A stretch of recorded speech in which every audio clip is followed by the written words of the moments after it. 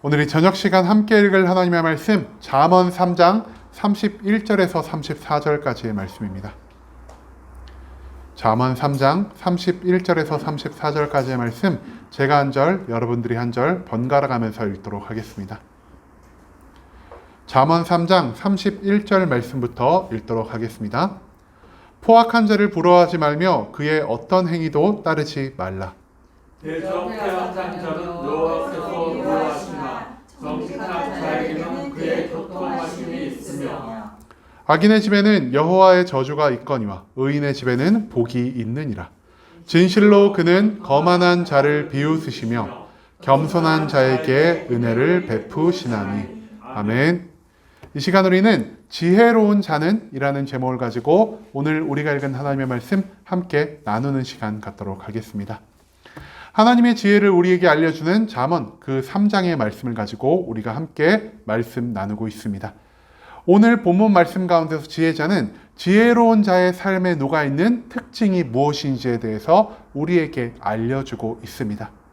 그리고 오늘 우리는 이 말씀을 통해서 우리가 어떠한 삶을 살아야 지혜로움으로 나아가 그 지혜 가운데 있는 하나님의 축복을 얻을 수 있을지, 그리고 어떠한 삶에서 멀어져야만 우리가 하나님의 심판과 징계를 피할 수 있을지에 대한 그 말씀을 찾아볼 수 있게 될 것입니다. 그럼 우리 오늘 본문 말씀 한 절 한 절 찾으며 지혜로운 자의 삶이 무엇인지 함께 알아보는 시간 갖도록 하겠습니다. 오늘 말씀 먼저 말씀드리기 전에 오늘 말씀에는요 조금 히브리어 설명이 많이 들어갑니다. 왜냐하면 이 단어의 뜻을 우리가 좀 정확히 알아야지 이 본문의 전체적인 내용을 이해할 수 있기 때문에 오늘은 제가 좀 히브리어 사용을 많이 하도록 하겠습니다. 31절의 말씀에서 성경은 이렇게 기록합니다. 포악한 자를 부러워하지 말며 그의 어떤 행위도 따르지 말라라고 말이죠. 여기서 시인은 우리가 가장 먼저 멀리 해야 할 한 가지 종류의 삶에 대해서 말하고 있는데요. 그 삶이 무엇이냐, 바로 포악한 자의 삶입니다. 여러분, 포악이라는 말 자주 들어보셨나요? 조금 많이 들어보지는 못했지만 우리가 딱 봐도 뭔가 부정적인 느낌이란 거는 바로 알 수가 있겠죠. 이 포악이라는 단어는요 히브리어로 하마스라는 단어가 사용됩니다.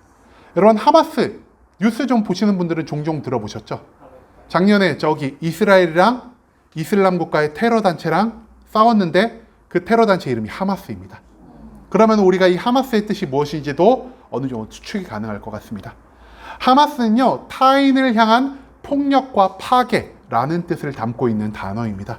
한마디로 이 포악한 자가 누구이냐, 타인을 괴롭게 하고요, 타인을 때리고요, 타인의 것을 빼앗는 온갖 흉악한 짓을 저지르며 살아가는 모든 종류의 사람들을 바로 우리가 이 포악한 자라 부를 수 있다는 것이죠. 그런데 하나님 말씀에 우리가 서로 싸우고 대적하고 타인의 것을 빼앗으며 살라고 하나님이 우리에게 말씀하셨나요? 하나님은 우리가 서로를 사랑하고 서로를 섬기고 서로를 아끼며 살아갈 것을 말씀하셨습니다. 즉 포악한 자의 삶은요 하나님이 명령하신 이웃 사랑의 삶과 완전히 정반대되는 삶이라 할 수 있다는 것이죠. 그렇기 때문에 하나님은 이 포악한 자의 삶을 미워하십니다. 지혜로운 삶에 가까이 다가가기 위해서 우리는 이 포악한 자의 삶에서 멀어질 필요가 있다는 것이죠. 그렇기 때문에 성경 말씀은 그의 어떤 행위도 따르지 말며 그들의 삶을 부러워하지 말 것을 우리에게 거듭 강조하고 있다는 것입니다.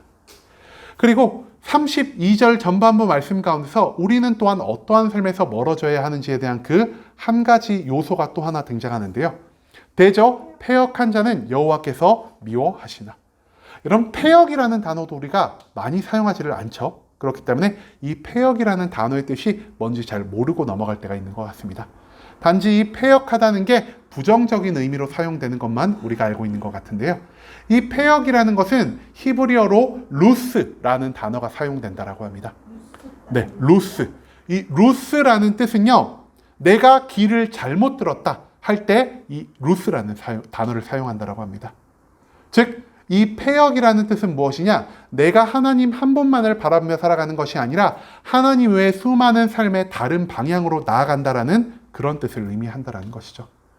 하나님은요, 하나님만을 믿기를 원하시지 하나님과 이 세상의 무언가를 동시에 믿는 것을 원치 않으십니다. 또한 하나님 외에 세상 속에서 기쁨을 찾으려 하고 세상 속에서 축복을 얻으려 하는 그런 모든 인간의 노력과 수고들을 하나님은 어리석은 행동이라 규정하고 계십니다. 왜냐? 하나님이 복의 근원이시기 때문에 하나님 한 분이 아니고서는 우리의 삶의 진정한 축복을 받을 수 없다라는 것을 하나님은 성경 말씀을 통해 우리에게 거듭 알려주고 있기 때문입니다. 그렇기 때문에 이 패역한 자들, 하나님이 아니라 세상 가운데서, 하나님이 아니라 나의 힘과 능력 가운데서 기쁨과 축복을 찾으려 하는 이 모든 자들의 삶을 하나님께서는 미워하실 수밖에 없다는 것을 우리가 31절과 32절의 전반부 말씀을 통해서 발견할 수 있기를 소망합니다. 하나님은 이웃을 향해 폭력과 파괴를 일삼는 포악함의 삶, 그리고 하나님 외에 다른 것들을 바라보며 살아가는 이 패역함의 삶을 미워하시고 우리가 그런 삶에서 멀리 떨어져 있기를 원하시는 분이라는 사실을 우리가 또한 잊지 않을 수 있기를 소망합니다. 그렇다면 하나님이 기뻐 받으시는 삶이 무엇일까요? 하나님은요, 정직한 자의 삶을 기뻐 받으십니다. 정직한 자에게는 그의 교통하심이 있으며, 교통하심, 즉 하나님과 정직한 자가 관계를 맺어가며 하나님이 그 정직한 자의 모든 말씀을 들으시고 또한 하나님의 모든 뜻을 그 정직한 자에게 알려주고 있다는 것을 우리가 또한 이 말씀 가운데서 찾아볼 수 있을 것 같습니다. 여기서 말하는 정직은요, 히브리어 야스와르라는 단어를 사용하고 있고요. 이 야스와르라는 단어는 곧다, 직진하다라는 뜻을 가지고 있습니다. 아까 제가 패역한 자의 뜻이 무엇이라고 말씀드렸죠?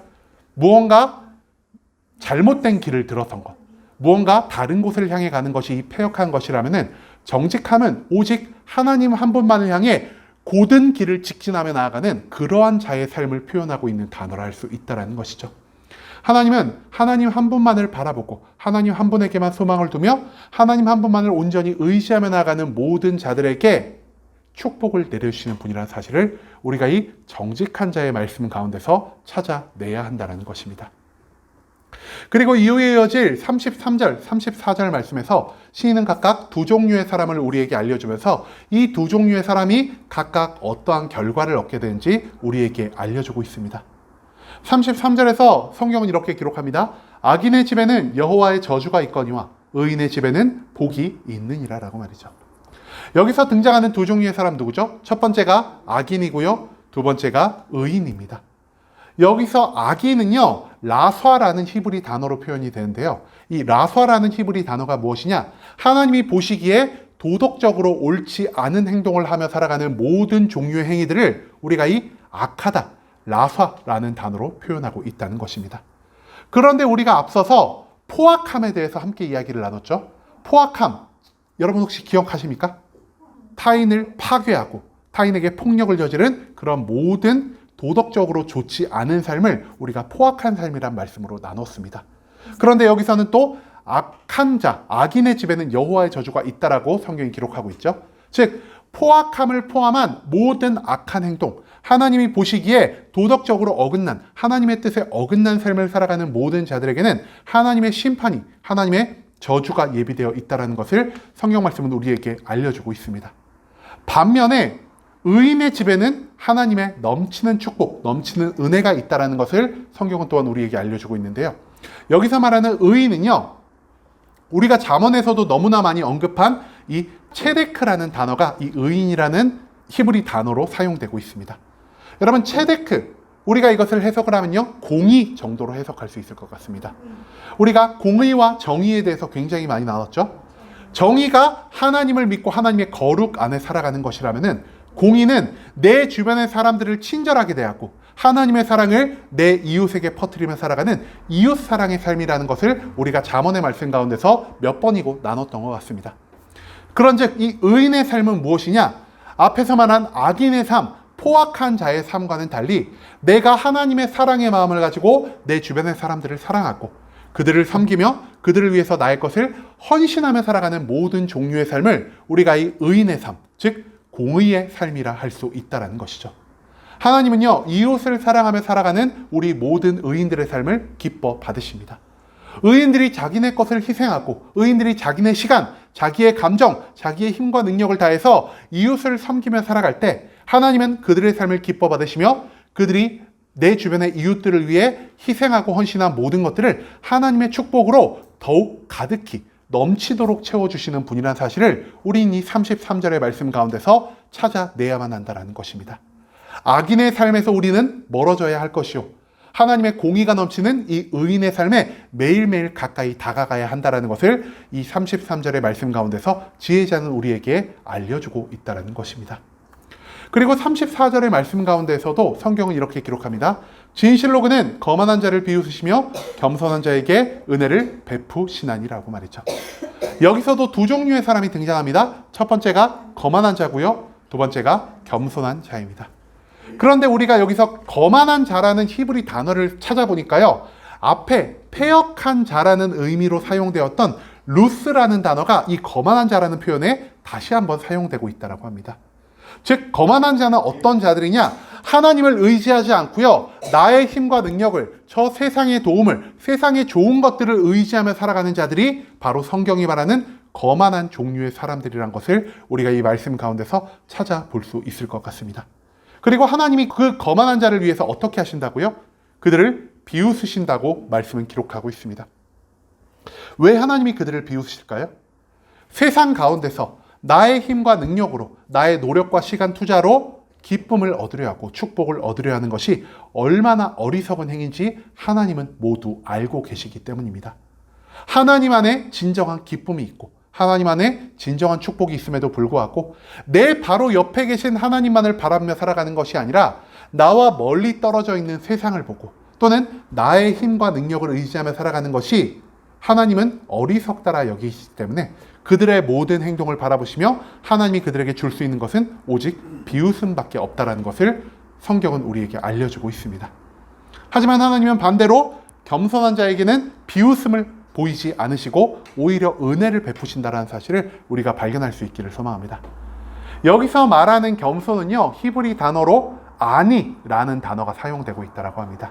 그런데 이 겸손한 자가 우리가 생각하는 나 스스로를 낮추는, 나는 별것 아닌 사람입니다, 나는 아무것도 못하는 사람입니다 라고 말하는 그러한 자가 아니라요, 가난한 자를 이 겸손이라는 단어로 표현하고 있다는 것을 우리가 또한 잊지 않을 수 있기를 소망합니다.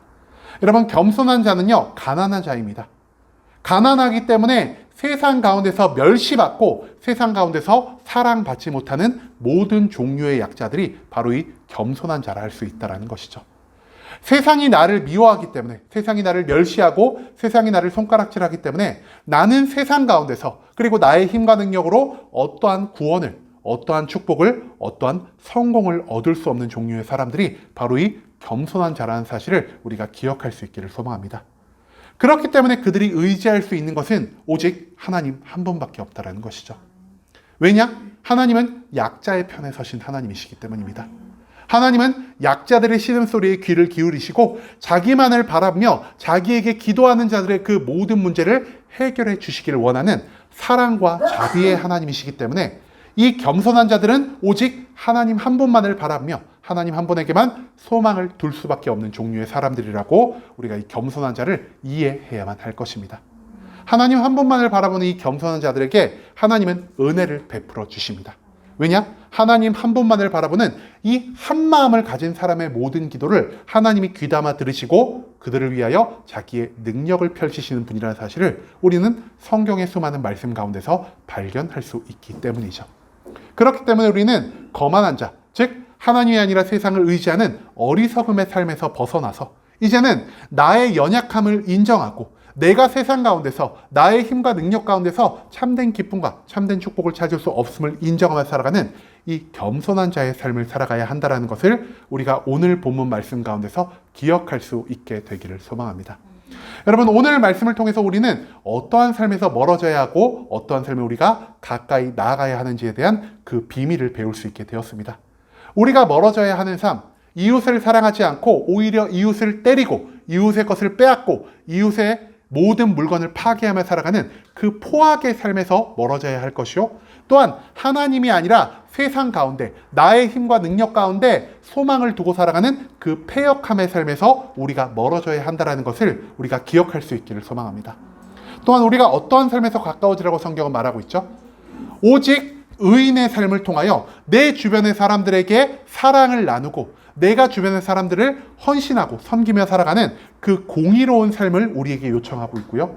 또한 우리가 하나님 한 분만을 바라보며 나의 힘과 능력으로는 절대로 축복과 성공과 기쁨을 얻을 수 없을 거라는 겸손한 마음을 가지고 살아가는 모든 자에게 하나님의 은혜가, 하나님의 축복이, 하나님의 구원이 임할 수 있다는 사실을 우리가 본문 말씀 가운데서 배울 수 있게 되었습니다.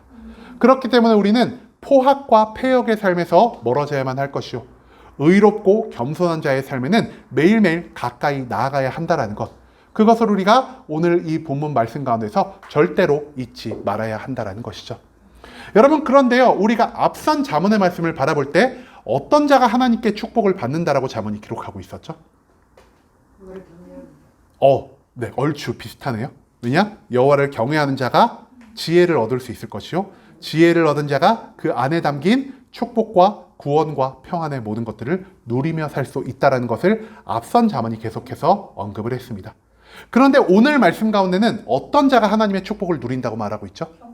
겸손하고 의로운 자가 하나님의 축복을 온전히 누릴 수 있다는 것을 성경은 기록하고 있습니다.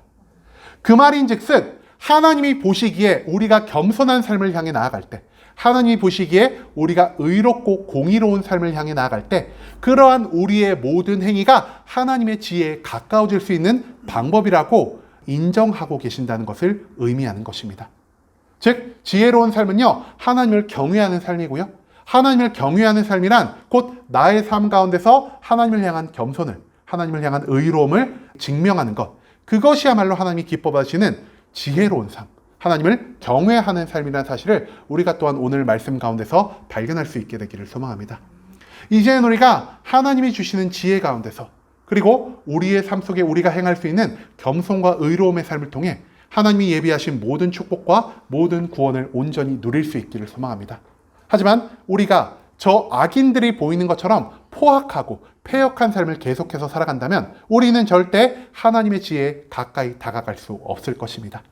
이제는 우리가 하나님이 기뻐하시는 겸손의 삶, 하나님이 기뻐하시는 공의의 삶을 통해 매일매일 지혜와 가까워짐으로 인해 하나님이 예비하신 모든 축복을, 모든 구원을, 모든 평안을 누리며 살아갈 수 있는 순복음 함께하는 교회 모든 성도님들 될 수 있길 간절한 마음으로 소망하겠습니다.